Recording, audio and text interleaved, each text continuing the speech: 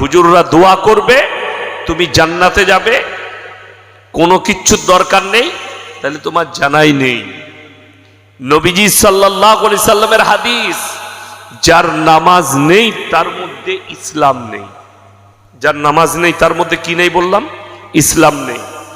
তাহলে তুমি বেনামাজি হয়ে কি করে তুমি মুমিন প্রমাণ করাবে? এ তো নবীজির হাদিস। দেখুন, আমাদের সমাজের কিছু লোক মনে করে আমি মুসলিম ঘরে জন্ম নিয়েছি আর আমি মোটামুটি গরুর মাংস খাই, আমি মুসলমান ঘরে থাকি, আমার বাপ নামাজ পড়ে, আমার মা নামাজি, মানে আল্লাহর রহমতে আমি একদম ক্লিয়ার। আমি নামাজ না পড়তে পারে, বাপ তো পড়ে, মা তো পড়ে, অসুবিধা নেই। আমাদের দেশে তো জান্নাতের আশা করে বেনামাজিরাও বসে আছে, জীবনে মসজিদ যাই না, কিন্তু তাদের জান্নাতের আশা আছে। কি করে যাবে? হুজুররা এসে দোয়া করবে, মিলাদ পড়াবে, তার মরে যাওয়ার পরে তার মিলাদ হবে 40 দিনে, হুজুরকে ডেকে তার নামে কোরআন খানি হবে, তার নামে এলাকার মাদ্রাসার তালবিলিম দিকে ডেকে কোরআন খতম করাবে, দিয়ে জান্নাতে রেডি। খাই দিয়েছি গরিব দিকে, কোরআন খানি করে দিয়েছি, তার নামে দান করে দিয়েছি, জান্নাত রেডি হয়ে গেল। তো এইরকম যদি জান্নাত হয়, বিনা নামাজে, বিনা রোজায়, বিনা দিনদারিতে, বিনা তাকওয়ায়, জীবনে মসজিদে পা রাখেনি, আর যদি তাকে দোয়া করে জান্নাতে পাঠানো হয়, আমি কওমের কাছে, মুসলিম জাহানের কাছে, কওমের কাছে প্রশ্ন করতে চাই, তাহলে নবীজি সাল্লাল্লাহু আলাইহি সাল্লামের চাচা যান কি অপরাধ করলেন? কথাটা বুঝতে পারেননি? নবীজি সাল্লাল্লাহু আলাইহি সাল্লামের চাচা যান, তিনি কলমা পড়েছিলেন না পড়েননি? পড়েননি। নবীজি বলেছিলেন না বলেননি? হে আমার চাচা, নবীজির ভাষাটা শুনেলেন, হে আমার চাচা, আপনি একবার কলমা পড়লেন, আমি মুহাম্মদ আপনার ভাইপো আল্লাহর নবী, কেঁদে কেঁদে আল্লাহর কাছে তোমার জন্য ক্ষমা চেয়ে নেব। আচ্ছা বলুন তো, চাচা কলমা যদি পড়ে নিতেন আর নবীজি ক্ষমা চাইতেন, আল্লাহ ক্ষমা করতেন না করতেন? করে দিতেন। চাচার উত্তর কি বেরিয়ে এলো জানেন? হে আমার ভাইপো, আমি যদি বার্ধক্যে কলমা পড়ি, লোকে বলবে মৃত্যু ভয়ে কলমা পড়ে নিয়েছে, আমার সম্মান চলে যাবে, আমি কলমা পড়তে পারবো। এরপর ইয়াসিন কোন ক্ষেতের মুলি যে তোমাকে বিনা দিনদারিতে, বিনা পরেশগারিতে, বিনা নামাজে, শুধু গরুর মাংস খেয়েছো, নামটা মুসলিম রেখেছো, দোয়া করে জান্নাতে দিয়ে দিবে? তোমার বিবেককে জিজ্ঞেস করো। সকলে বলুন, হিদায়েতের মালিক কে? আল্লাহ। আল্লাহ কোরআনের আয়াত পাঠালেন নবীজির কাছে এই মর্মে, ইন্নাকা লা তাহদি মান আহবাবতা ওয়ালাকিন্নাল্লাহা ইয়াহদি মান ইয়াশা। হে আমার নবী, বলে দাও হিদায়েতের দপ্তরটা আমার আল্লাহর হাতে, আমি যাকে ইচ্ছা করব।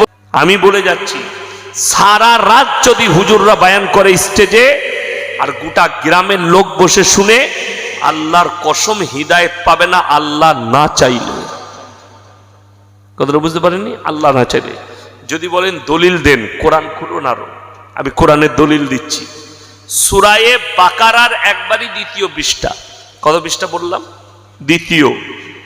ইন্নাল্লাযীনা কাফারু সাওয়াউন আলাইহিম আনজারতাহুম আম লাম তুনজিরহুম লা ইউমিনুন। হে আমার নবী, আপনি যত দাওয়াত দিবেন দেন, যত কোরআন শোনাবেন শুনান, কিন্তু যারা বেঈমান কাফের নেমোকারাম হবে, মানার নয়, তারা কখনো মেনে নেবে না। আল্লাহ নবী সাল্লাল্লাহু আলাইহি সাল্লাম এই কথা বলার পরে সঙ্গে সঙ্গে নবীজি কাঁদলেন, আল্লাহ কেন তারা আমার কথা, আপনার কথা শুনবে না, কোরআনের কথা মানবে না? আমার আল্লাহ উত্তর দিলেন, 1 নম্বর, খাতামাল্লাহু আলা কুলুবিহিম। কুলুব মানে হচ্ছে হৃদয়। আমাদের সমাজে পাপ কিন্তু শুনেলেন, আপনি ভাববেন না যে ইয়াসিন সাহেবের পাপ হয় না, আমারও পাপ হবে। পাপের দুটো কোয়ালিটি আছে। কটা বললাম? দুটো। একটা অজান্তে হয়ে যায়, আর একটা জেনে পাপ। আমি ইয়াসিন জানি না, আমি ইয়াসিন জানি না। এই যেমন আপনাদের কাছে রাগ দেখালাম, আমি তো আপনাদের কাছে ক্ষমা প্রার্থী, যেহেতু হক রাখি, আমি আলেম, হক রাখি না রাগ দেখাবার হক রাখি, তো আমি লাস্টে আপনাদের কাছে ক্ষমা চেয়ে নিতাম, ভাই ক্ষমা করে দিও, আমি রাগ দেখালাম, ভালোবাসি বলে রাগ দেখালাম, মহব্বত করি কমকে ওই জন্য রাগ দেখালাম। এই একটা পাপ যে আপনি ভুল করে পেরেছেন, আল্লাহ নামাজের পার্টিতে বলেন আল্লাহ ভুল হয়ে গেছে, ক্ষমা করে দাও। কোরআনে আছে আল্লাহ তাআলার কাছে সব থেকে প্রিয় বান্দা সে যে পাপ হয়ে যাওয়ার পরে আল্লাহর কাছে কাকুতি বিনীত করে, আল্লাহ আমার ভুল হয়ে গেছে, আল্লাহ সেই বান্দাকে সব থেকে বেশি পছন্দ করেন। জোরে বলুন সুবহানাল্লাহ। আপনি ক্ষমা চান, কোরআনে আছে সূরা ফুরকান 19 পারা, কেউ যদি সমুদ্রের ফেনার মতো পাপ করে ফেলে, কতটা বললাম, সমুদ্রের ফেনা, সেই বরাবর পাপ করে, কোরআনে আছে ইল্লা মান তাবা ওয়া আমানা ওয়া আমিলা আমালান সলিহা ফাউলাইকা ইউবাদদিলুল্লাহু সাইয়্যাতিহিম হাসানাত ওয়া কানাল্লাহু গফুরার রহিমা। কোরআন, হে আমার নবী বলে দাও, যারা তওবা করার মতো তওবা করবে, ইস্তেগফারের মতো ইস্তেগফার করবে, আল্লাহ আমি যা পাপ করেছি ক্ষমার যোগ্য নয়, কিন্তু আমি আজকে বুঝে গেছি এই কাজ হারাম, আমি করে ফেলেছি, আল্লাহ তুমি আমাকে ক্ষমা করে দাও। পাহাড়ের মতো, সমুদ্রের ফেনার মতো পাপ হলে আমি আল্লাহ সব পাপগুলো ক্ষমা করে অতটাই নেকি দান করে দেবো। জোরে বলুন সুবহানাল্লাহ। কিন্তু আপনাকে ওয়াদা করতে হবে, আল্লাহ জীবনে এই পাপ করব না। এই একটা পাপ গেল, যে ক্ষমা চায় ভুল হওয়ার পরে। মোল্লা শাহ আবরারুল হক সাহেব রহমতুল্লাহ আলাই, দাওয়াতুল হক হারদোই, উত্তরপ্রদেশ, তিনি একটা আরকানের কিতাব লিখেছেন। কিতাবটা আমার লাইব্রেরিতে আছে, খুঁজতে হবে কোথায় ঢুকে গেছি। খুব ভালো কিতাব, আমি পড়েছি পড়ার জীবনে। তিনি লিখেছেন हर मुसलमान के लिए हर मोमिन लड़का और लड़की, একটা পুরুষ আর নারীর জন্য উচিত তারা যেন প্রত্যেক দিন মুরাক্কাবা করে। কি বললাম, কি কাবা?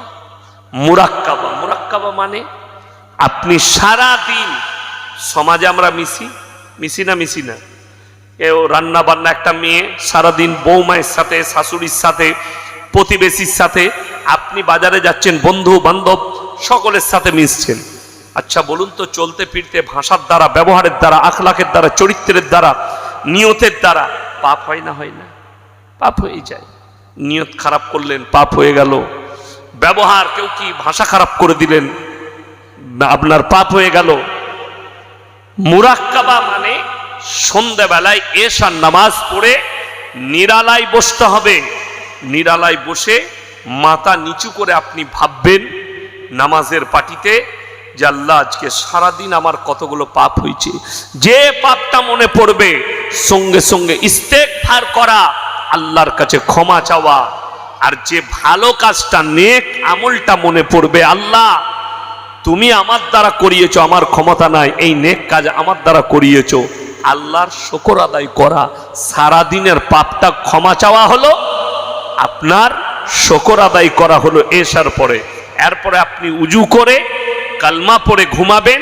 ওই অবস্থায় মৃত্যু হলে জান্নাত কনফার্ম। জোরে বলুন সুবহানাল্লাহ। কবর আসান হয়ে গেল।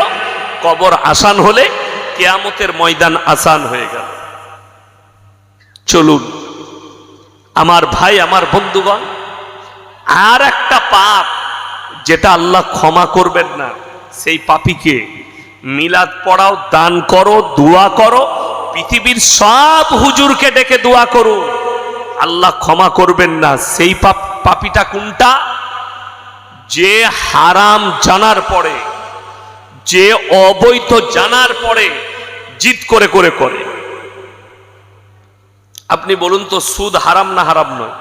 আচ্ছা, এটা ম্যাক্সিমাম মুসলমান জানে না? জানে না? জানে। এরপর অনেক লোক সুদ খায়। আপনাদের এখানে খায় না? খায় না? সুদখোর নাই? নাই, আলহামদুলিল্লাহ। যদি থাকে লুকিয়ে সুদখোর থাকে। তো শুনেলেন, হারাম জানার পরে যে ব্যক্তি সুদ খায় সে যেন আল্লাহর সঙ্গে যুদ্ধ ঘোষণা করে দিল। আচ্ছা, আল্লাহর সঙ্গে যে যুদ্ধ ঘোষণা করবে সেই লোক আর মুমিন থাকতে পারে? পারে না। আচ্ছা, কোনো ব্যক্তি ধরেলেন এমন কাজ করছে যে কাজের দ্বারা মায়ের সঙ্গে জিনা করার পাপ হবে, সেই লোক মুমিন থাকতে পারে? পারে না। নবীজির হাদিসে আছে, কেউ যদি একবার সুদ খায় নিজের আপন জন্মদাতা মায়ের সাথে 36 বার জিনা করার সমান পাপ হবে। বলুন নাউজুবিল্লাহ। এই হারাম জানার পরে কোন মুসলমান যদি বলে, আল্লাহ আমি জানতাম না যে সুদ খাওয়া হারাম, সুদ খাওয়া এত বড় পাপ, মায়ের সঙ্গে জিনা করার সমান পাপ, আল্লাহ তুমি আমাকে ক্ষমা করে দিও, আর জীবনে সুদ খাবো না, এই লোকটা আল্লাহর কাছে দাম আছে। আর যে বলবে, আমাদের সমাজে কিছু লোক আছে, মৌলবীরা বলছে বলুক, ওদের বলা কাজ, হুজুররা বলবে, আমরা আমাদের কাজ করে যাই, ও আমি সুখে আছি, সুদ আমি খাবো না। আপনাকে দেখিয়ে দিই, আল্লাহ রসুল সাল্লাল্লাহু আলাইহি সাল্লামের হাদিসটা, আমার কথাগুলো কানে নিবেন না, কান দিয়ে যদি শুনেন এই কানে বেরিয়ে পালিয়ে যাবে, দিলের কান দিয়ে শুনেন, গেঁথেলেন। আল্লাহ রসুল সাল্লাল্লাহু আলাইহি সাল্লামের মারাত্মক হাদিস, কিয়ামতের পূর্বে মানুষ রাত্রে বেলায় খানা খেয়ে ঘুমাবে। কখন বললাম? রাত্রে বিছানায় যাবে, সে যখন সকাল বেলায় উঠবে, কিছু মানুষের চেহারা হবে শুয়োরের মতো আর বাঁদরের মতো। নবীজি সাহাবীরা বললেন, ইয়া রাসূল আল্লাহ, সেই ব্যক্তিরা কারা? নবীজি বললেন, তারা ওই সমস্ত আমার উম্মত যারা হারাম জিনিসটাকে হালাল করে নিয়েছে, অবৈধকে যারা বৈধ করে নিয়েছে, এবং তারা নিজেদিকে নবীর উম্মত দাবি করছে, আশিকে রসুল দাবি করছে, অথচ হারাম জিনিসকে নিজের জন্য হালাল করে বসে আছে। আপনি হারাম জিনিসকে হালাল করতে পারবেন না, পৃথিবীর কেউ করতে পারবে না সুদ হালাল। এখন দেখুন, এত জলসা, তো আমরা হুজুররা কেন কাঁদে শুনেলেন, জলসা করার পরে অনেক হুজুর কাঁদে, কাঁদছে কেন? এত জলসা, এত মাদ্রাসা, এত দাওয়াত ও তাবলীগ, এত মেহনত, তারপরও আমরা নাকাম, বেঈমান কাফেররা কামিয়াবি লাভ করেছে। যদি বলেন কেমন করে? আজকে তো প্রত্যেকটা বাড়ি বাড়ি গ্রুপ লোন আর বন্ধন লোন ঢুকিয়ে ফেলেছে তারা। আপনাদের এখানে নেই তো? আছে। তাহলে তারা কামিয়াব। এখানে যদি স্টেজে আপনার কোনো বাপের বেটা মৌলবি আর হুজুর থাকে, গ্রুপ লোন আর বন্ধন লোনকে যদি হালাল করে দিতে পারে, আমি জীবন আর সমাজের বুকে কথা রাখবো না। এই ক্যামেরায় রেকর্ডিং হচ্ছে, আল্লাহর কসম খেয়ে বললাম, জীবন আর 24 পরগনায় দাওয়াত দেব না। যদি কোনো বাপের বেটা 24 পরগনার মোল্লা মুফতি এটাকে হালাল করে দিতে পারে, অবাক লাগে। আপনারা একটা জিনিস লক্ষ্য করবেন, গ্রামের ইমাম মাতালকে রাখেন না একটা ভালো আলেমকে, কথা বলেন, ভালো আলেমকে, যে আমার যে ইমাম হবে সে যেন ভালো দিনদার হয়, আমলদার হয়, রাখবেন না? ওই জন্য তো মানুষ খোঁজ নেয়, ভাই কোথা থেকে পড়াশোনা করেছো, তার আকীদা কি, তার চলাফেরা ঠিক আছে কিনা, খোঁজ নেয়। আপনি একটা ইমামের খোঁজলেন যে ইমামটা ভালো কিনা, অথচ সেই ইমাম যাকে রেখেছো তাকে কোনোদিন জিজ্ঞেস করেছেন, ইমাম সাহেব আপনার বউ কি গ্রুপ লোন করে, আপনার বিবি কি বন্ধন লোন করে? যদি ইমাম সাহেব বলে, ভাই এসব হারাম কাজ আমরা করি না, তাহলে তুমি কি করে করবে? মুক্তাদি হয়ে দাইয়ুস কোনোদিন জান্নাতে প্রবেশ করবে না। দাইয়ুস, দাইয়ুস কাকে বলা হয়েছে? যে নিজের বিটিকে, বিবিকে, বউকে, মাকে বেপর্দা করে রাস্তায় ঘুরায়, এ হচ্ছে দাইয়ুস। দাইয়ুস জান্নাতে যাবে না। আজকে হাজার হাজার মুসলিম মহিলা বেঈমান কাফের সামনে হাঁটু গেড়েছে। আপনাকে আমি মোবাইল খুলে দেখিয়ে দেবো, কোন জেলার ঘটনা বলবো না, ও মোবাইলে দেখে নেবেন কোথায় ঘটেছে। আমি বললে লজ্জিত হবে তারা। বন্ধন লোন নিয়েছে, টাকা মিটাতে পারছে না, অফিসার রোজ বাড়িতে আসে, স্বামী পালিয়ে যায়, স্ত্রী অফিসারকে ওই বন্ধন লোনের ব্যাংকের লোককে চা করে করে খাওয়াই, চা ডিম, ভাই তোমার ভাইজান নেই, আজকে হয়নি, পরের সপ্তাহে আসবে, এই পরের সপ্তাহে করে 6 মাস পর্যন্ত তাকে টাকা দিই। 7 মাস থেকে 8 মাসের মাথায় তার বউ কি নিয়ে পালিয়েছে। এটা সত্য ঘটনা বলছি, মোবাইলের দেখা। তো এটাতে কত লাভ হয়েছে, তার লাভ হলো না ক্ষতি হলো? বাচ্চা ফেলে দিয়ে। আমি বলিনি, মোবাইল খুলে বারাসাত আপনার ঘরের কাছে, ঠিক কিনা? আমার বাড়ি থেকে 150 কিলোমিটার, আর আপনার বাড়ি হচ্ছে ঘরের কাছে, এখান থেকে খুব জোর হলে 20-30 কিলোমিটার হবে বারাসাত। এই বারাসাতের পুলিশ কমিশনার রিপোর্ট দিয়েছে নবান্নকে, সরকারকে, 6 মাসের ভেতরে 500 মহিলা, বিবাহিত মহিলা স্বামী ছেড়ে অন্যত্রে পালিয়ে গেছে। দেখেছেন তো? দেখেছেন। জানেন আর মূল কারণ কি? সমাজ ব্যবস্থা ভেঙে পড়ে যাচ্ছে। সেখানে কি শুধু অন্য ধর্মের মেয়ে আছে? না, সেখানে মুসলিম মেয়েও অধিক আছে, 100টার বেশি মুসলিম মেয়ে আছে, ছেলের মা আছে, তারা পালিয়েছে। কেন? আপনি তো সমাজ ব্যবস্থাটাই তৈরি করতে পারেন। বিশ্বাস করুন, এই আমি রাস্তায় আসছিলাম, দেখলেন আমাকে যারা নিয়ে এলো, ছেলে মেয়ে, বালিক ছেলে রাস্তায় দাঁড়িয়ে মুখে মুখ লাগিয়ে কথা বলছে, তাদেরকে কেউ মানা করার লোক নেই। আমি গোটা পশ্চিমবাংলা লয়, ভারতবর্ষ ঘুরে বেড়াই, গোটা বাইরের রাজ্যে তুই জলসা করি। আমি গিয়েছিলাম ধানবাদ জেলা, ঝাড়খণ্ডের একটা জেলার নাম ধানবাদ, বড় রেল স্টেশন। ওই ধানবাদ জেলার মধ্যে একটা থানার নাম হচ্ছে চন্দন কিয়ারি, সেখানে একটা বড় গ্রাম আছে নডিহা। আমি জলসায় গিয়েছি, সেই গ্রামে 1000-এর বেশি আলেম হাফেজ আছে, 1000 থেকে 1500 আলেম হাফেজ, বড় গ্রাম। জলসা করেছে তো আমাকে টাইম দিয়েছে রাত 12টা থেকে 2টো। আমার সাথী, আমার বন্ধু, কাছের মানুষ, তিনি হচ্ছেন মুফতি মনজার আলম কাসমি, আমার বন্ধু, খুব ভালো মুফতি, যোগ্যপূর্ণ আলেম। তো স্টেজে, ওইসব জায়গায় স্টেজে বক্তব্য দিতে গেলে বহু আলেমের দম বেরিয়ে যায়। 150টা আলেম হাফেজ ছিল স্টেজে, সেখানে বক্তারা বক্তব্য দিচ্ছে। তো বিশ্বাস করুন, আমি বিকেল 4টায় ঢুকেছি তার গ্রামে, মসজিদে গেলাম হেঁটে নামাজ পড়তে, মসজিদ থেকে এলাম রুমে এবং হেঁটে গেলাম রাত্রি 12টায় স্টেজে। আমি যতক্ষণ ছিলাম, মহিলা তো দূরের কথা, একটা 10 বছরের বাচ্চা মেয়েকেও রাস্তায় দেখতে পাইনি, না প্যান্ডেল আছে না মেয়েদিকে দেখতে পেয়েছি। আমি লাস্টে বললাম, ভাই आपका गांव का माहौल बहुत अच्छा। बोले हमारा गांव के औरत जलसे में नहीं जाते, घर में बैठ के सुनती और ये लोग निकालती भी नहीं। আমি বললাম, তোমাদের পরিবেশ এত ভালো কেন? কি উত্তর দিল জানেন? এই গ্রামের পরিবেশের যারা নেতৃত্ব দেয় তারা হচ্ছে আলেম হাফেজরা। নেতৃত্ব দেয় ইমাম, আলেম, হাফেজ, এরা নেতৃত্ব দেয় যে সমাজ ব্যবস্থা কেমন করে চলবে। আপনি নেতৃত্ব ঠিক করতে পারেননি। আমাদের সমাজের লোক ইমামকে বাপের গোলাম মনে করে, করে না করেন? বাপের গোলাম। আরে ইমামকে রেখেছি, তুমি নামাজ পড়াবে, তোমার কাজ আজান দিবে, নামাজ পড়াবে, বাকি তোমার কাজ নাই। গ্রামে কি হচ্ছে আমরা দেখে নেব, বলে না? বলে না?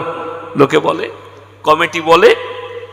তো সেই গ্রামের পরিবর্তন কি করে আসতে পারে? গ্রামে একটা আলেম থাকলে সে নেতৃত্ব দেয় না, দেয় কে? অন্য একজন দিচ্ছে। আপনি নেতা কাকে সিলেক্ট করেছেন? মাতাল, গাঁজাখোর, জিনাখোর, এরা হচ্ছে সমাজের নেতৃত্ব। রাগ করবেন না, বাস্তব কথা বলছি। রাসূল সাল্লাল্লাহু আলাইহি সাল্লামের হাদিস তোমরা বুঝতে পারবে। কিয়ামতের আলামতের মধ্যে মারাত্মক আলামত, অশিক্ষিত মূর্খরা তারা নেতৃত্ব দিবে আর শিক্ষিতরা চুপচাপ বসে দেখবে। যার কারণেই তো অশিক্ষিত মুখ্যমন্ত্রী বলেই তো, শিক্ষা না থাকার কারণেই তো বিহারের মুখ্যমন্ত্রী নীতিশ কুমার মেয়েটার হিজাব ধরে টেনেছে, অশিক্ষিত বলে। তারপরে দেখলাম রুবিকা লিয়াকত বলে একটা মুসলিমদের অ্যাঙ্কার আছে, তার একটা বক্তব্য দেখে আমি hayran হলাম যে কতটা অকাট মূর্খ হলে এই ভাষা বলতে পারে। তিনি বলছেন মুসলিম মহিলারা তারা পর্দা করবে, बोले मुसलमान लड़की अपने आप को ढक लेती है, मुंह को ढकती है, तो बोले अगर पर्दा करना ही है तो अल्लाह दुनिया में जब भेजा तो पर्दा करके भेज सकते थे। এটা জানেন কোন মূর্খর কথা? গরু গাধা তো এরকম ভাষা বলবে না। এরা কোথা থেকে শিক্ষা অর্জন করেছে জানি না। যদি এটাই সত্য হয় যে আল্লাহ জন্ম থেকে কেন একটা মেয়েকে পর্দাশীল করে পাঠালো না, তাহলে জন্ম থেকে আমরা ন্যাংটো হয়ে এসছি না কাপড় পরে? কথা বলে না, কাপড় পরে এসছি ন্যাংটো, তাহলে কাপড় কেন পরছিস? তুই ন্যাংটো থাক, আল্লাহ যেভাবে পাঠিয়েছে ওইভাবে থাক। কথাটা ঠিক কি না বলুন? যে যেভাবে আল্লাহ পাঠিয়েছে ন্যাংটো পাঠিয়েছে তো ন্যাংটো গো। শুনেন, এই মূর্খ শিক্ষিত দিকে, শিক্ষিত মূর্খ দিকে জিজ্ঞেস করুন, যারা নারীর পর্দার উপরে কথা তুলছে, ইসলামের উপরে কথা তুলছে, ইমানদারির সঙ্গে বলুন তো আদিম যুগের ঘটনা কে কে পড়েছেন? হাত তুলেন। স্কুলে সবাই পড়েছি না পড়িনি আদিম যুগের ঘটনা? সেখানে কি লেখা আছে? বাঁদরটা বাদ দাও, ওটা তো ওদের গাঁজাখুরি কথা। কলকাতায় আলিপুর চিড়িয়াখানায় 20 বছর বাঁদর ভরা আছে, এখনো মানুষ করতে পারেনি। ওগুলো গাঁজা খেয়ে লিখেছে। মেন কথা যেটা লেখা আছে, মানুষ কাপড় পরতে জানতো না, এটা সত্য। গাছের ছাল পোশাক ছিল, গাছের পাতা পোশাক ছিল। মানুষ ধীরে ধীরে উন্নত লাভ করেছে, এটা ঠিক কিনা? মানুষ পায়ে হেঁটে কলকাতা যেত, আপনাদের দাদুর বাবরা, ঠিক বললাম না? যারা আমার বাপের বয়সী আছে, পায়ে হেঁটে কলকাতা যেত, তখন গাড়ি ঘোড়া ছিল না। এখন আমরা পারবো পায়ে হেঁটে যেতে? যেতেই পারবো। আমি আমার কথা বলছি, মিনিমাম গলসি থেকে 12 কিলোমিটার হেঁটে গেছি আমি পড়ার জীবনে। বিয়ে বাড়ি একটা, আমার নিজের ফুপুর ননদের বিয়ে ছিল, তো আব্বা বললে তোমরা চলে যাও বিয়েতে। 3 ভাই, ছোট ভাইকে নিয়ে যাইনি, আমরা 3 ভাই গেছি, বড় ভাই, মেজো ভাই আর আমি। ফুপুর বাড়ি 12 কিলোমিটার হেঁটে গেছি। এখন যখন মনে পড়ে না, তো মনে মনে হয় যে না আমি হাঁটি নাই মনে হচ্ছে।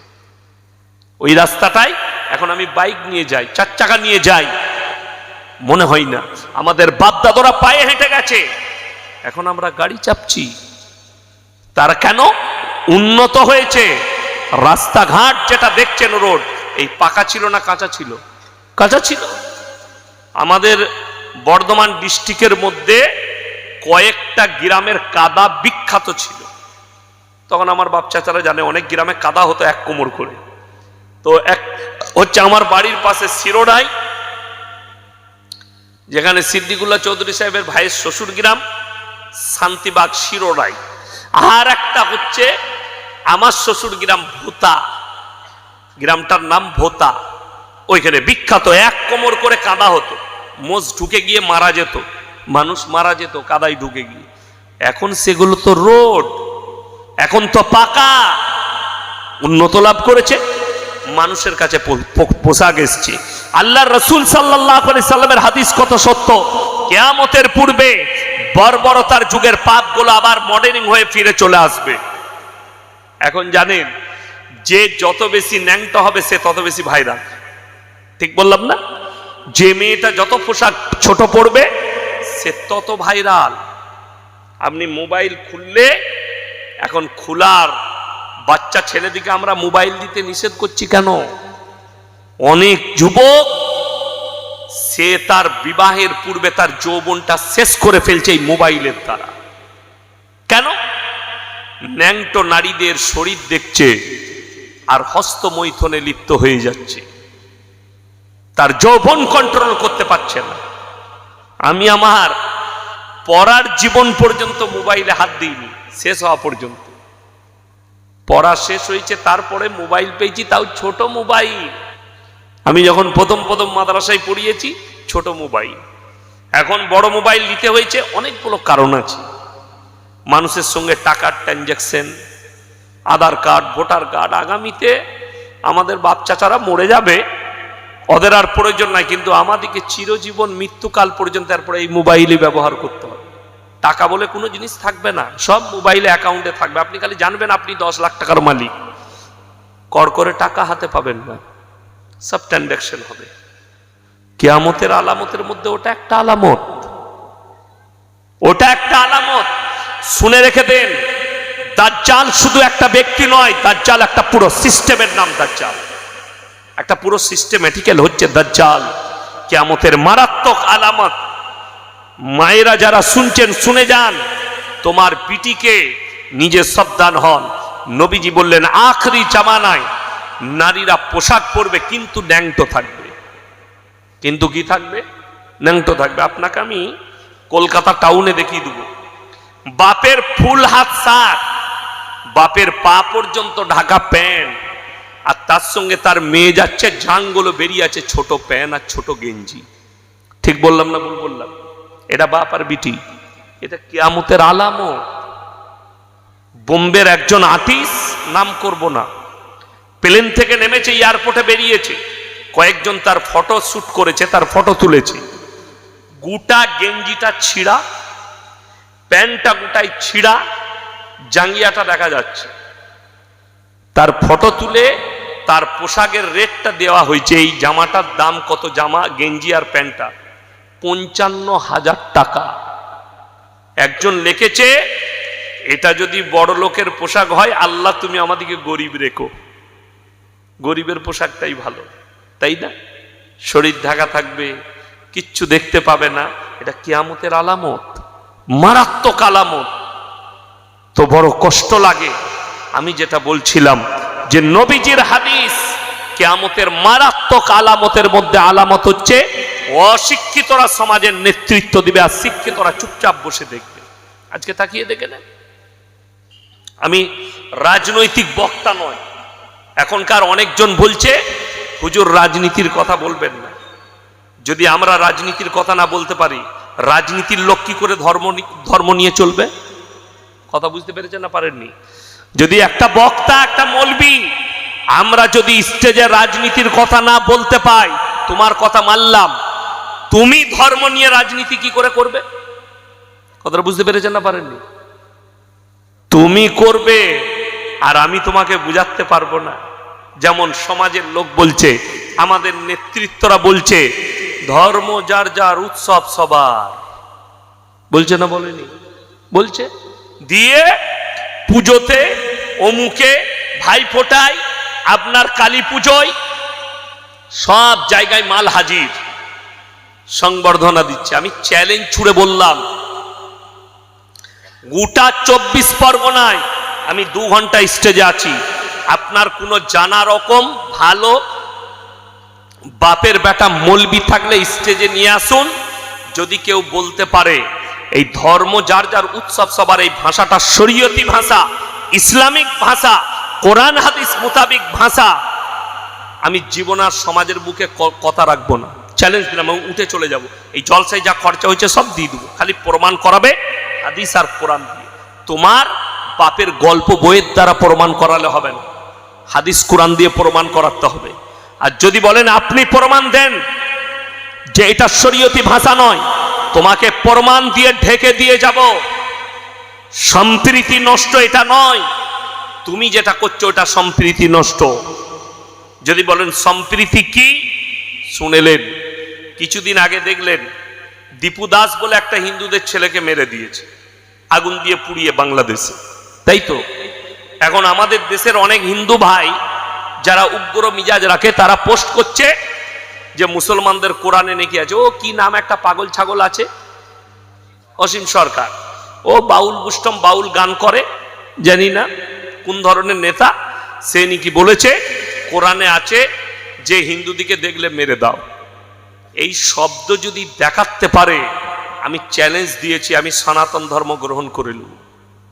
চ্যালেঞ্জ দিলাম, 24 পরগনায় কোনো জায়গায় বসার ডেট করুন তার সাথে, যদি তার ভক্ত কেউ থাকেন তাকে অনুরোধ করছি, ইয়াকা না'বুদু ওয়া ইয়াকা নাস্তাঈন ইহদিনাস সিরাতাল মুস্তাকিম সিরাতাল লাযীনা আন'আমতা আলাইহিম গায়রিল মাগযুবি আলাইহিম ওয়ালাদ-দাল্লিন ওয়া ইলা মাদিয়ানাকা ফাউযু বিল্লাহি মিনাশ শাইতানির রাজীম বিসমিল্লাহির রহমানির রহিম সুবহানাল্লাযী আসরা বি'আবদিহি লাইলাম মিনাল মাসজিদিল হারাম ইলাল মাসজিদিল আকসাল্লাযী বারাকনা হাওলাহু লিনুরিয়াহু মিন আয়াতিনা ইন্নাহু হুয়াস সামিউল বাসীর ইলা আখিরিল আয়াত। খায়রুকুম মান তাআল্লামাল কুরআন আল্লামাহু কামা ক্বালা আলাইহিস সালাতু ওয়াত তাসলিম। মাননীয় শ্রদ্ধেয় জ্ঞানী গুণী মানী সম্মানী শ্রদ্ধের উলামা ইকরাম, হুফাজে ইকরাম এবং আমার মাননীয় শ্রোতামণ্ডলী, পর্দার অন্তরালে পর্দানসিব মায়েরা এবং বোনেরা, আল্লাহর বড় দয়া কৃপা ভালোবাসা আমাদের প্রতি, গোটা বিশ্বের প্রতি। সবাই আল্লাহর শুকর আদায় করে হৃদয় থেকে বলি আলহামদুলিল্লাহ। তারপরে পরে বিশ্ব নবী জানাবে মুহাম্মাদুর রাসূলুল্লাহ, সকলে বলুন সাল্লাল্লাহু আলাইহি ওয়াসাল্লাম। তেনার প্রতি শতকোটি দরুদ বর্ষিত হোক, বলুন আমিন সুম্মা আমিন। সবাই একবার মহব্বতের সঙ্গে দরুদে ইব্রাহিম পাঠ করি। আল্লাহুম্মা সাল্লি আলা মুহাম্মাদিন ওয়া আলা আলি মুহাম্মাদ কামা সাল্লাইতা আলা ইব্রাহিম ওয়া আলা আলি ইব্রাহিম ইন্নাকা হামিদুম মাজিদ। আল্লাহুম্মা বারিক আলা মুহাম্মাদিন ওয়া আলা আলি মুহাম্মাদ কামা বারাকতা আলা ইব্রাহিম ওয়া আলা আলি ইব্রাহিম ইন্নাকা হামিদুম মাজিদ। গুটি কয়েক কথা আলোচনা করব। আল্লাহ আমাদের সকলকে আমলের তৌফিক দান করুক, বলুন আল্লাহুম্মা আমিন। 1 নম্বর, পৃথিবীর বুকে আল্লাহর যতগুলো সৃষ্টি আছে সব থেকে সুন্দর উত্তম রূপে আল্লাহ মানুষকে সৃষ্টি করেছে। সব থেকে সুন্দর উত্তম রূপে আল্লাহ মানুষকে সৃষ্টি করেছে এবং এই গোটা পৃথিবীর কায়নাতে যা দেখছেন, গাছপালা পশু পক্ষী পাহাড় পর্বত নদ নদী নালা, সব আল্লাহ একটা মখলুকের জন্য, মানুষের জন্য সৃষ্টি করেছে। কোরআনে সূরা কাহাফের একবারই প্রথম পৃষ্ঠায় আছে, ইন্না জাআলনা মা আলাল আরদি যিনাতাল লাহা লিনাবলুয়াহুম আইয়ুহুম আহসানু আমালা। এই গোটা পৃথিবীটা আমি আল্লাহ সুসজ্জিত করেছি শুধুমাত্র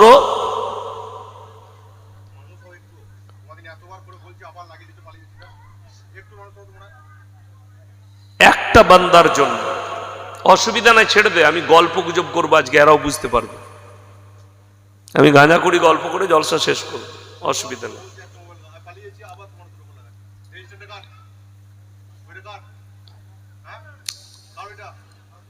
গোটা পৃথিবীটা এইদিকে তাকান, ওদিকে ছেড়ে দেন। গোটা পৃথিবীটা আল্লাহ সুসজ্জিত করেছেন, কোরআনে বললেন সূরা কাহাফে, শুধুমাত্র বান্দাদের জন্য।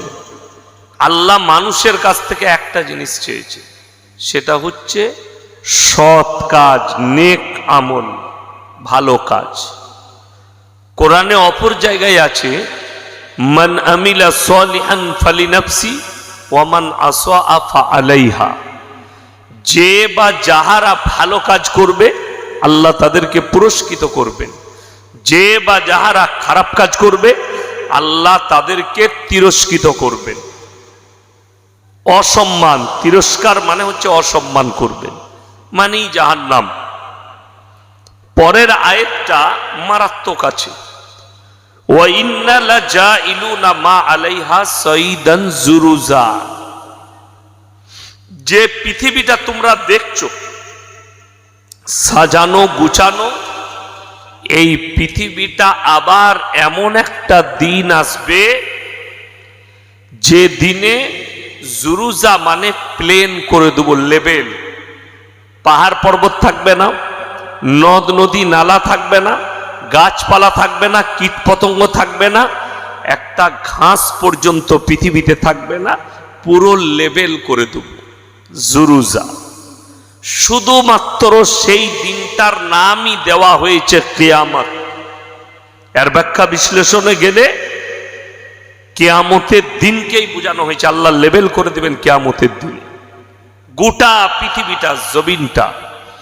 তার মানে এখান থেকে একটা জিনিস বেরিয়ে আসছে, আমরা মানুষ মারা যাই না, যাই না, শুধু মানুষই মারা যায়? কথা বলেন। প্রাণীরাও মারা যায়, গাছ সেও মারা যায়। গাছ মরে না? মরে না। গাছ মারা যায়, ঘাস মারা যায়, সবকিছুই মারা যায়। এই পৃথিবীটা আল্লাহ যা কিছু বানিয়েছেন এটা একদিন থাকবে না।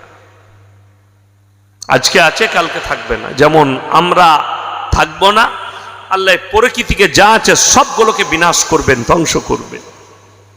আর দুনিয়ায় যে জায়গাটা এখন অতিক্রম করছেন, আমরা করছি, জানেন এই জামানাটা কোন জামানা? আখরি জামানায় পা রেখে ফেলেছে পৃথিবীর মানুষ। নবীজি সাল্লাল্লাহু আলাইহি সাল্লামের আসা 1445 বৎসর হলো। কত বললাম? 1445 বৎসর নবীজি সাল্লাল্লাহু আলাইহি সাল্লামের হয়ে গেল। আর রসুলের হাদিস মোতাবিক এই আখরি উম্মতের বয়স খুব জোর 1500 থেকে 1550 বৎসর। কত বললাম? 1500 থেকে 1550 বৎসর এই উম্মতের বয়স। এই উম্মত এতদিন থাকবে, মানে আখরি নবী এবং কিয়ামতের পার্থক্য 1550 বৎসর। 1500 থেকে 1550, এর ভেতরে পৃথিবী বিনাশ হবে, ধ্বংস হবে। যদি বলে কিয়ামতের আলামত কি প্রকাশ পাচ্ছে, অনেক আলামত প্রকাশ পেয়ে গেছে, যেগুলো সাধারণ মানুষ ধ্যান দিচ্ছে না। কেন এত রেগে যাচ্ছি জানেন? আপনারা কষ্ট পেলেন, বুকে ব্যথা পেলেন, যাদের মধ্যে ইলম আছে, যারা আলেম উলামা, তারা রাতের অন্ধকারে কাঁদছে সমাজের অবস্থা দেখে, পরিস্থিতি দেখে। মাঝে মাঝে আমাদের গাড়িতে যেতে যেতে মোবাইল খুললে কওমের জন্য চোখে পানি পড়ে। কেন পড়ে? মুসলমান আর একটা বেঈমান এখন বর্তমানে কোনো পার্থক্য নেই। আমি একটা জলসাই বলেছি, ভারতে 30 কোটি মুসলমানের মধ্যে 10 কোটি মুসলমান মুসলমানই নেই, বেঈমান কাফের হয়ে গেছে। বেঈমান কাফের। যেমন আপনাকে বলে দিই, সমাজের বুকে এত জলসা, জলসা পাড়ায় পাড়ায় হয়, ঠিক বললাম না ভুল বললাম? প্রত্যেক দিন পাড়ায় পাড়ায় জলসা হয়, গ্রামে গ্রামে জলসা।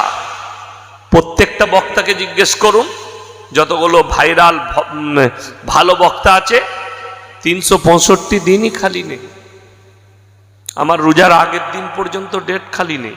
ঈদের দিন থেকে 1.5 মাস ডেট নাই, এখনো ডেট বুক হয়েই যাচ্ছে। কোরবানির দিন থেকে 15 দিন ডেট খালি নেই, তার মানে ডেট বুক হয়েই যাচ্ছে। সামনে বছর 26 সালের নভেম্বর ডিসেম্বর বুক চলছে আমার। তাহলে মানুষ কতটা অ্যাডভান্স! এইরকম আমি নয়, সব বক্তারই, যত বক্তা আছে সবারই হচ্ছে এই অবস্থা। তাহলে এত জলসা, এত মসজিদ, এত দাওয়াত ও তাবলীগ, এত মাদ্রাসা, সমাজের পরিবর্তন কি ঘটছে আপনাকে আমি দেখিয়ে দেবো। 100টা জলসা কমিটির মধ্যে পশ্চিম বাংলায় 95টা জলসা কমিটি বেনামাজি, নামাজি পড়ে না। আমি বললে অনেকজনের গায়ে লাগবে, আমি কিন্তু হক কথা বলছি। শুধু জলসা দিলে হবে না, শুধু জলসা করে দিলাম হুজুর দিকে ডেকে